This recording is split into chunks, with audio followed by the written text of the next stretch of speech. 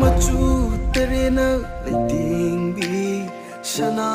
leipak Manipur Shana bagi lamjil da mingchat kaya purakli Khanghal asi malem da thanam lasi